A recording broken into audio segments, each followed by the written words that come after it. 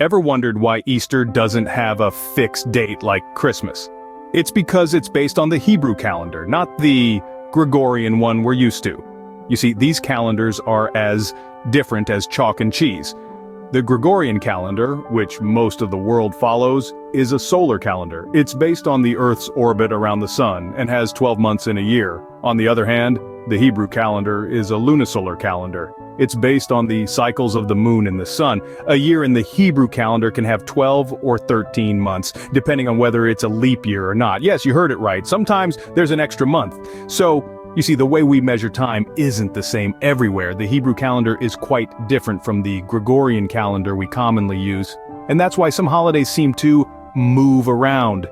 Abib, the first month of the Hebrew ecclesiastical year, holds a special significance. It's the month in which the Jewish people were freed from slavery in Egypt, as told in the book of Exodus. This pivotal event in Jewish history is commemorated every year during Passover, which falls in the month of Abib. In the Jewish tradition, Abib is not just the first month of the year, but a symbol of liberation and rebirth. When the barley in the fields of Israel is in the Abib stage, meaning young ears, it signifies the start of this sacred month. This time of the year usually aligns with March or April in the Gregorian calendar, which most of us are accustomed to. However, unlike the Gregorian calendar that is based on the sun, the Hebrew calendar is a lunisolar one, meaning it takes into account both lunar and solar years. So, Abib is a month of liberation and new beginnings in the Hebrew calendar.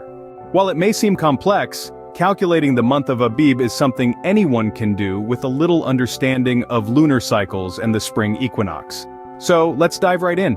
Calculating the month of Abib involves keeping an eye on two key factors: the lunar cycle and the spring equinox. Now you might be wondering, but what's the connection between the moon, the equinox, and a month in the Hebrew calendar? Well, it's quite an interesting blend of astronomy and agriculture. The Hebrew calendar is a lunisolar calendar. It balances the lunar months, which are about 29.5 days long, with the solar year, which is about 365.25 days long. This means that the calendar has to occasionally add an extra month called an intercalary month to keep the lunar and solar years aligned. Now let's talk about the spring equinox. This is the time when day and night are of equal length, usually around March 20th. It's a key player in determining the month of Abib because this month begins after the spring equinox. So far, so good. But there's another ingredient in this calculation, and that's the barley in Israel. The word Abib itself refers to a stage in the development of the barley crop when it's just reached or is nearing ripeness.